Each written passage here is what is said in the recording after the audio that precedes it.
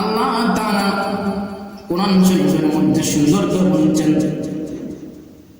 ওয়া মা খালাকতুল জিন্না ওয়াল ইনসা ইল্লা লিয়াবুদুন। আমি জিন এবং ইনসান মানে মানুষকে দুনিয়ার জন্য পাঠাইলাম আমি আল্লাহ রাব্বুল আলামিনের ইবাদত করার জন্য। যেহেতু আল্লাহ আমাদেরকে পাঠাইলেন দুনিয়াতে ইবাদত করার জন্য, তাই ইবাদত করব, গোলামি করব আল্লাহর।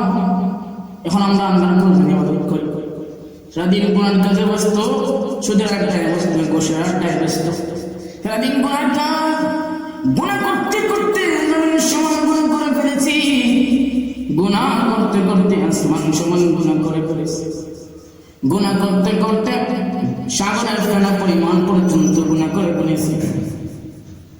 এত গুনাহ করার পর আল্লাহ তাআলা আমাদের কাছ থেকে নিয়ামত কেড়ে নিলেন। আল্লাহ তাআলা গুনাহ করার পর আল্লাহ তাআলা আমাদেরকে খাওয়া বন্ধ করেন না, বাতাস বন্ধ করেন।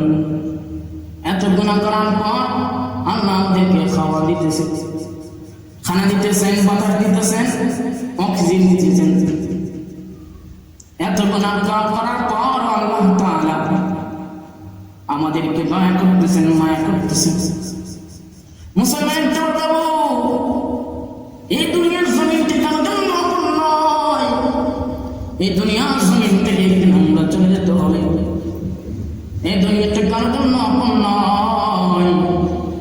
এই দুনিয়া থেকে যেদিন চলে যাওয়ার দিন চলে আসবে, যেদিন ডেট আমার হয়ে যাবে, যেদিন আজরাইল এসে জানটা কবজ করবে, বর্ণনায় পাওয়া যায় যেদিন আজরাইল এসে জানটা কবজ করবে, যারা মুনাফিক, যারা বেঈমান, যারা জাহেল, যারা নবীর দুশমন, তাদের জানটা আজরাইল নবী কবজ করবে। বর্ণনায় পাওয়া যায় যে একটা পাখি জিন্দা অবস্থায় তার চামড়াগুলো কেউ ছিঁড়ে টাইম কেউ ছিঁড়ে ফেলে, তার কষ্ট হবে, কষ্ট হবে না? দিন কত কষ্ট হবে।